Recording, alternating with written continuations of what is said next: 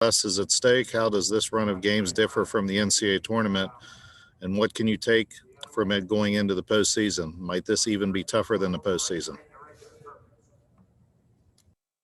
Well, I hope the NCAA tournament doesn't make us fly 400 miles to play the next game. I mean, the travels is the deal. I mean, you think about what our guys go through, and then they keep changing game times. We go from 4 to 7, which is 8 here, which means we get back around 5 a.m. And I think that's what nobody, until you do it, takes into account of the travel.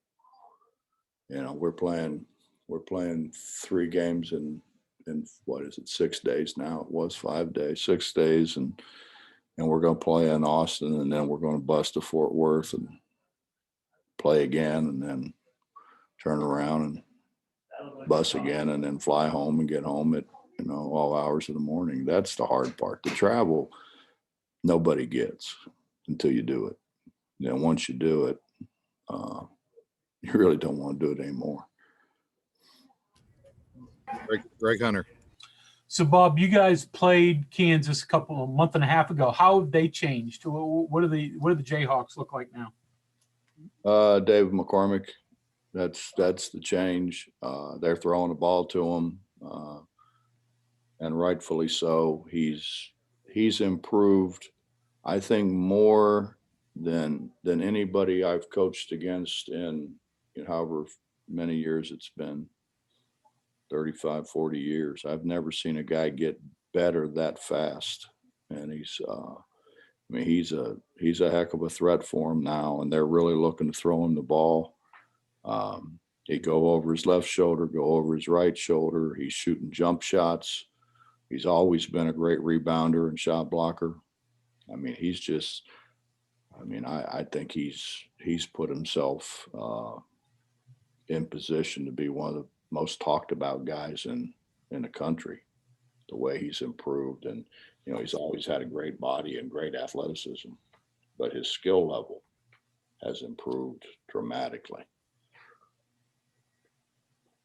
Coach, a follow-up from Hertz. Deuce has gone a couple of games without making a 3. How important is it for him to get back making them, to draw the defense to him so that he can either drive past it for a mid-range jump shot or dish it off to Culver or other teammates? Well, it's obviously obviously it's important for us for him to make shots. I mean, he's the one guy we have who can create a good shot. I mean, we have other guys who can make shots, but they don't have the ability to create shots the way Deuce does. John Antonik. To Herzl's first question, you're going into a gauntlet here, 6 straight ranked teams. You did it once before when you were at Cincinnati. What do you remember about that, and what did you learn from it? I don't remember anything from it. You did play 6 in a row at Cincinnati. Yeah, Mess told me that yesterday. I mean, I guess if I looked at who it was, I would remember, some bits and pieces and whether we won or lost. But I know Cal was in that, and they had Jason Kidd and that whole crew. I mean, they were really good. Jason Kidd we couldn't handle. Do you have to stay in the now when you've got that many tough games coming up in a row? Just concentrate on one and not get too far ahead of yourself? We haven't thought about anything other than Kansas. Okay. So we'll worry about what comes next when that happens. Justin Jackson. Hey, Coach. Kind of on Kansas here, and I don't know, maybe an interesting thing here. If you guys beat Kansas, there's likely going to be a top 25 poll next week with no Kansas, no Duke, no North Carolina, Michigan State, Kentucky.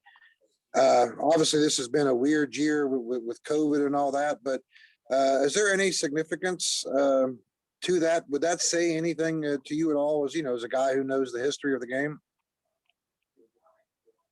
Well, I think what that says to me is just wait until we have transfer and immediate eligibility. I think Chris Beard said it the best. You know, we will no longer recruit. It'll be all roster management, and I think that's true. I mean, I think everybody's going to recruit from the portal. It's just, I mean, you really can evaluate people better because they're coming from playing against other college players as opposed to playing against high school players. And I mean, I'm not for it. I've never been for it, but I think it's going to happen. And that's, you know, I think about it, and I think that's the one advantage I have. I'm old enough to retire. You know, I'm old. I got old fast too, but anyway, did I answer your question? Yes, you did. Absolutely. Michael Sussman. Coach, you guys have had a lot of close battles with Kansas through the years in the Big 12. What does Bill Self do as a coach tactically that makes him difficult to face? Has at least 10 really, really good players. I mean, he substitutes, you know, a McDonald's All-American for a McDonald's All-American. They're talented. They've been as talented a team as there has been in college basketball for quite a while. And Bill's a good coach. I mean, it's not, he's a very good coach, but I think it's easier to coach really good players than it is to coach guys that aren't as good of players. Think about who he's had. Think about all the people he has now playing in the NBA. Successfully playing in the NBA. DJ Harvey. Hey, Coach. Levi Phillips is getting honored this weekend. A good friend of yours. He said you guys have been friends for about 50 years now, nearly 50 years. Said you might be even closer had he known you'd be the head coach one of these days. But can you Levi's not very good at math either. No, unfortunately. But can you speak to your relationship with Levi and how unique his history is for WVU basketball? Thanks. Yeah, Levi was here when I got here, and you know, I think we had the distinction then of two guys who could dribble faster than anybody as long as they didn't have to touch the ball with their left hand. We had Levi and Will, who were both so right-handed dominant. It was unbelievable. And the thing about it is you could stand on their right hand and they still would find a way to go right on you. But no, Levi was really good. He was really fast. He's really good in transition. He had great speed. And you know, I told the story yesterday of when Levi told the story, so it's okay for me to tell that Levi was home on break and went in and got himself a big bowl of ice cream, and he was eating ice cream, and he walked in, cut the TV on. The news was coming on, sports, breaking news, Levi Phillips ineligible at WVU. He's like, what? And so he just sat there and ate his ice cream and listened. Levi dropped a class he thought was a 4-hour class. It was a 5-hour class. So dropped him under 12 hours, and he was ineligible for the remainder of the season. So he tells that one. The true story is when he took my car, which I talked to him last night, and he's trying to say it didn't happen. Bake was with me. So Bake saw Levi came in the middle of the night, and, you know, I need to borrow your car. Go away, Levi. You know, and Hugs, I really need to borrow your car. Levi, go away, man. And he just, you know how Levi can be persistent, and he was very persistent. So I said, the keys are there. I need it in the morning. He came back about a week later. And there was were more gas cans, you know, the thing you have on boats, that red can, you know, that you fill with gas. There were a couple of those. There was more garden hose and stuff in there. And I mean, Levi could have went to Florida for all I know, because he siphoned enough gas along the way that he wouldn't have had a problem with gas. And he came back and I opened the door, and I swear you can ask Warren Baker. I mean, it knocked us backwards. The smell of the gas just hit us. And we're like, I said, it's a damn good thing we don't smoke. I mean, we'd have blown up. And Levi says he only had it a day. Now, you couldn't accumulate that much stuff in a day. I mean, he would have had to stop at every porch along the way to Charleston to accumulate that much stuff in one day. So that's the real story. I mean, he stayed away from me for a week because I wanted to choke him. You know, I had to leave I had the only car parked in that old lot over there behind St. Francis High that all the doors were open. People were like, "Why you leave the doors of your car open?" I said, "Go over and smell it once." I mean, it reeked of gas. It smelled more like gas than Johnny's Esso. Greg, I'm sure you might have been there. You're up next. I don't know how to follow that one up, but I'll just go back to normal. Hey Bob, you talked about the transfer portal and immediate eligibility. Do you change your recruiting philosophy going forward because of that? I don't really want to, but I think we're going to have to a degree, or we're going to have to keep up. I just don't. I don't agree with it. I don't think it's in the best interest of the young people.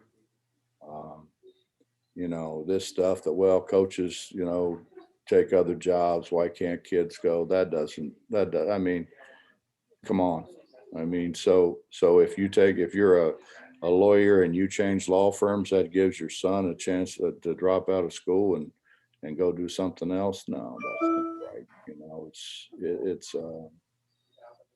I think it teaches the wrong kind of things, and I think it'll just be one of the many things that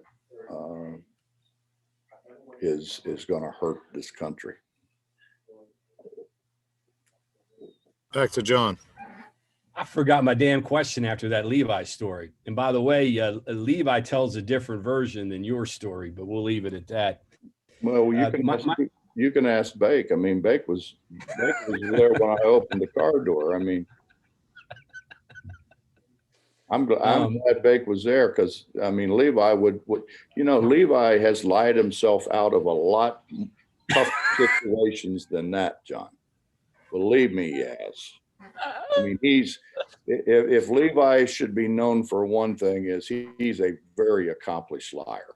I mean, he's really good at it. Very convincing. Well, my question is, when you don't have a great rim protector, how do you defend well? And how have you defended well in the past when you haven't had a great rim protector? Well, you try to stay, you know, between your man and the basket. You know, I mean, I started playing bitty basketball in the 3rd grade, and that's what they taught me. You know, don't let your man go by. You stay between him and the basket and make him shoot it over top of you. And, you know, I mean, I think it was good enough for 3rd graders. It should be good enough for everybody else. I mean, that's how you stop. Then you don't need that so-called. Think about the great teams. Let's think about the great teams over history. Coach Knight's undefeated team. Did they have a rim protector? No. They stayed between their man and the basket. And you go UNLV. Did they have a great rim protector? No. They stayed between their man and the basket. And they did it on a full court basis. So, I mean, there's a lot of things in basketball have changed, but they've changed primarily because of rule changes. But that hadn't changed. Back to Michael.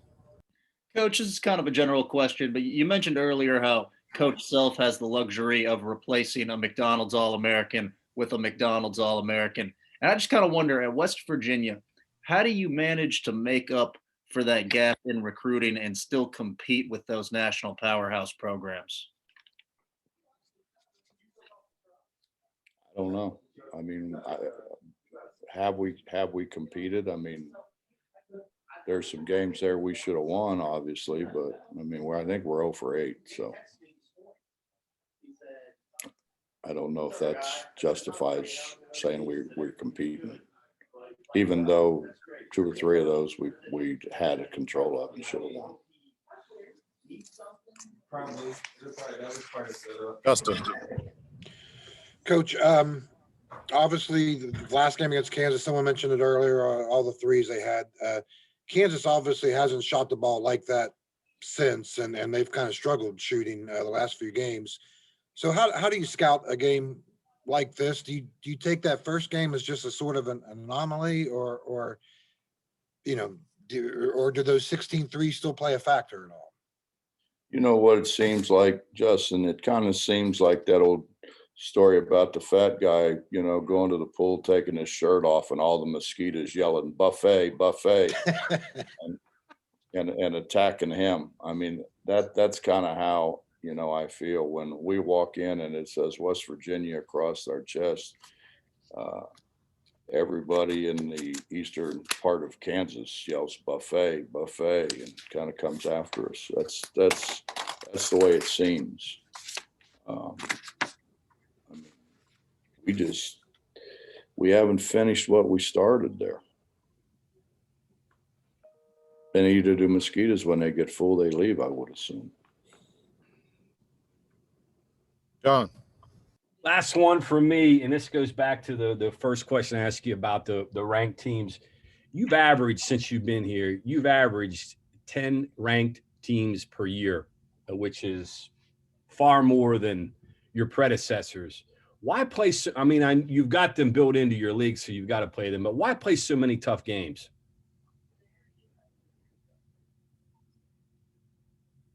We always have, John. I think it makes you better. My goal has always been to win a national championship. We haven't achieved that yet, but I think it makes you better. I think it makes you understand how much better you've got to get to be able to compete on that level. Why would we run from anybody? And then, I said when I got here, if you'll remember, that, I want the people of West Virginia to be proud of and come to the Coliseum and root like hell for their team. And we don't have NBA teams. We don't have professional teams at all, really. So we are it. And why would they want to come in and watch us play, Sisters of the Poor and win by 55? That's not hardly worth the price of a ticket. So I think it's the right thing to do for a lot of reasons. Last thing here on that, some of your predecessors tried that and struggled and couldn't win. Well, I've been fortunate to have really good assistants, and we've been, I think, for the most part, been competitive because we try to figure out ways to win, and hopefully because we do things right.